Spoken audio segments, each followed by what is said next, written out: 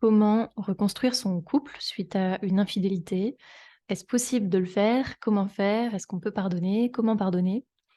Ça va être tout le sujet, de notre échange aujourd'hui.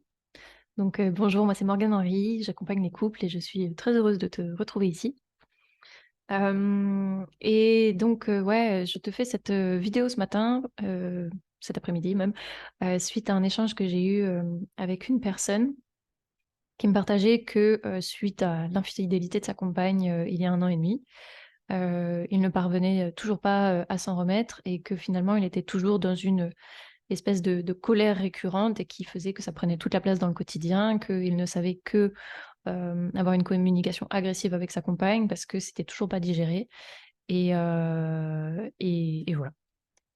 Et donc, il arrivait vers moi pour, comprendre, comment faire pour réussir à sortir de sa colère et puis réussir à rebâtir quelque chose avec sa compagne qu'il considérait, toujours, aimer très fort et comment faire pour passer au-delà, pour retrouver une communication apaisée et renouveler, une, un lien de confiance et une construction, à 2.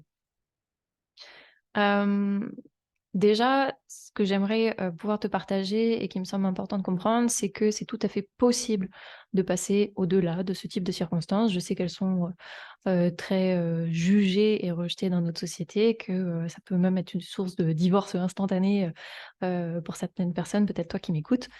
Hem, pour autant, c'est tout à fait une situation que l'on peut, dépasser et finalement faire du carburant pour la relation, quand on apprend à en faire une opportunité. C'est pas forcément le but, mais en tout cas, c'est possible.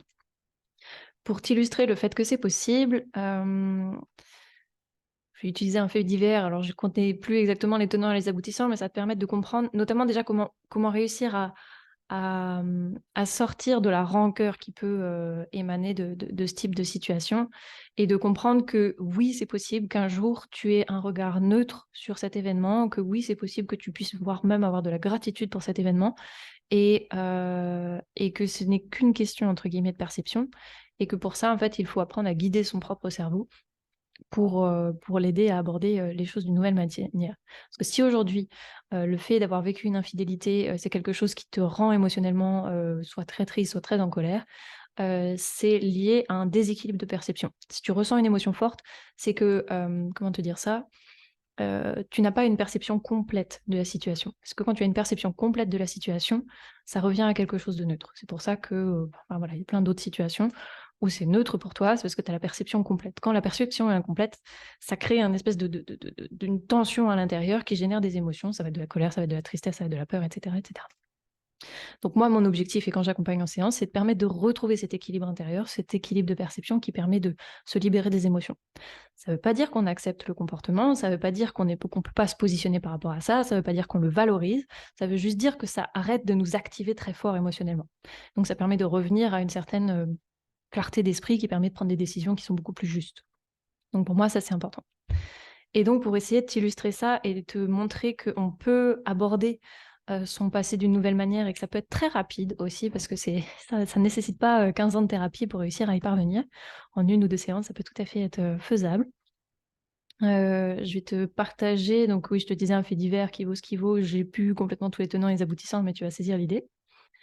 Hem et donc, admettons que ce soit l'histoire d'une femme, qui, à l'époque, des faits, a une douzaine d'années, donc, plutôt une jeune fille et qui, du jour au lendemain, un jour son père part au travail et du jour au lendemain, il disparaît et il ne reviendra jamais. Et donc ça fait les couvertures et cetera et il se trouve que jamais on ne le retrouve et que jamais on trouve le fin mot de cette histoire. Et donc cette jeune fille qui devient une femme et qui se construit vis-à-vis de ça, se construit avec un fort sentiment d'abandon et puis beaucoup de colère vis-à-vis, de son père qu'elle considère avoir, été, abandonnée par lui. Et donc elle se construit avec ça et puis un beau jour, alors je sais plus combien de temps c'est après, ça doit être une quinzaine d'années après, finalement la voiture, de son papa est découverte au fond d'un lac et donc on découvre que finalement son papa ne l'a pas abandonnée mais, est décédé, ce jour-là. Donc c'est pas très joyeux, mais pour t'illustrer l'idée. Hem et donc à ce moment-là, qu'est-ce qui se passe pour cette femme-là? C'est que du sentiment de colère qu'elle avait nourri pendant tout ce temps, d'un seul coup, bah, elle a une information complémentaire qui lui permet finalement de complètement faire retomber ça, de sortir du sentiment d'abandon et de relire finalement son passé avec un autre regard. Et à ce moment-là, il peut y avoir de la tristesse, il peut y avoir de la peine, mais ce qui est sûr, c'est qu'il y a une émotion qui existait jusqu'ici, puis qui d'un seul coup disparaît. C'est pour t'illustrer un petit peu ce truc avec une information différente, instantanément, en toi, dans ton corps et dans ta tête, pour toujours, tu percevras ton passé différemment. Et, euh, et donc, c'est la même chose pour des événements du type infidélité, ou ça peut être d'autres événements durs que tu peux vivre dans ton couple. Euh, Moi, à travers mes séances, j'aide ton cerveau à percevoir la complétude de la situation pour faire tomber la charge émotionnelle initiale. Et ça marche pour toutes les situations, il n'y a aucune exception, ça ne sert à rien de les chercher. Et donc, comme ça, d'un seul coup, c'est pour ça que ça va vite, c'est que d'un seul coup, ton cerveau perçoit une information supplémentaire qu'il n'avait pas vue jusqu'ici, et paf, ça lui permet de ressentir et de percevoir l'événement d'une nouvelle manière. Et hop, on retrouve la paix. Cool, c'est quand même pas mal. Quand je te dis accéder à une nouvelle information, c'est comme accéder à un nouvel angle de vue auquel ton raisonnement n'avait pas accès jusque-là. Donc voilà, c'est pas forcément une révélation suite à une enquête.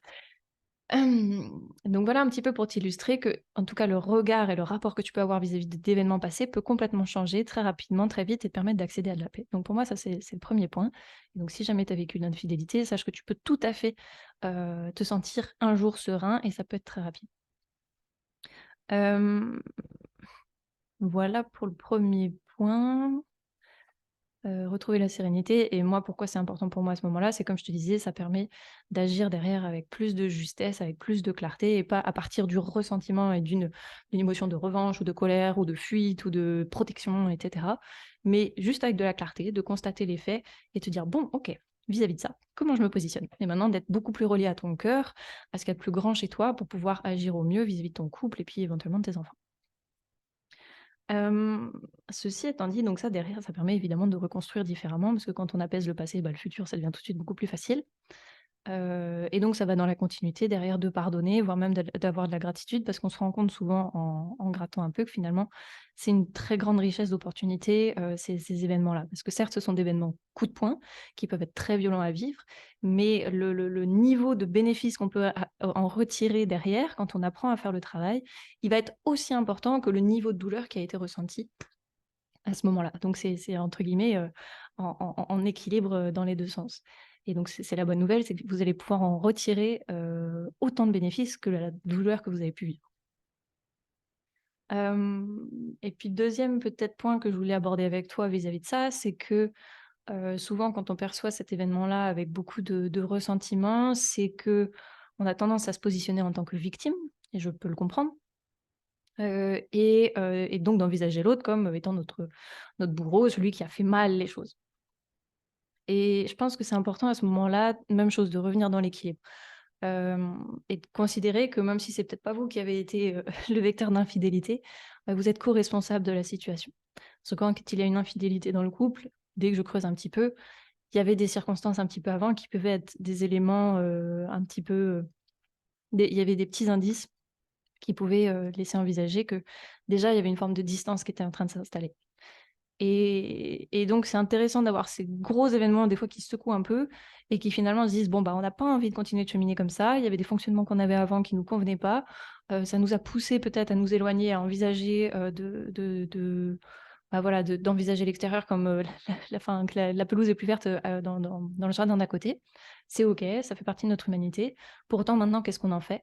On a été secoués émotionnellement et comment on apprend finalement de ça et comment on apprend à peut-être mieux s'apprivoiser, mieux nourrir l'amour, avoir un quotidien qui nous soutient davantage, apprendre à connaître l'autre sur des endroits où on n'arrivait pas à le faire jusqu'ici pour que, derrière vous soyez, forts et costauds et que les prochaines fois que des circonstances de séduction ou de tentation peuvent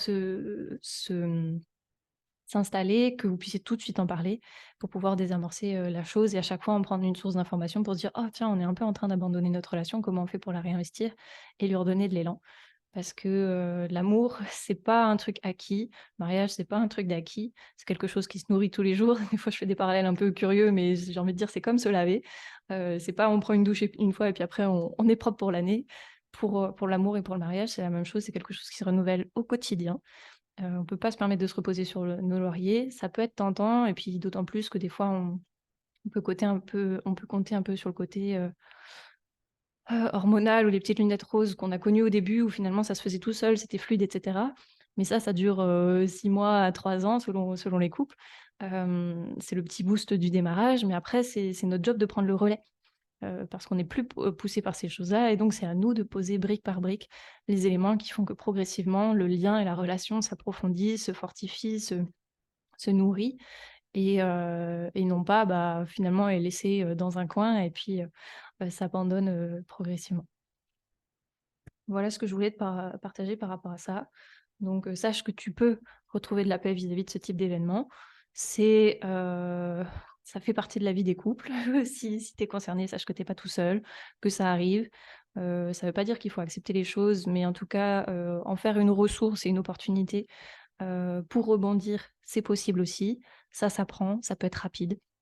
Et puis envisager que vous êtes co-responsable de la situation, même si c'est pas toi qui a été, le vecteur et de cette manière, pouvoir, en faire un carburant et l'occasion de devenir un couple inspirant, aussi pour les personnes qui vous entourent.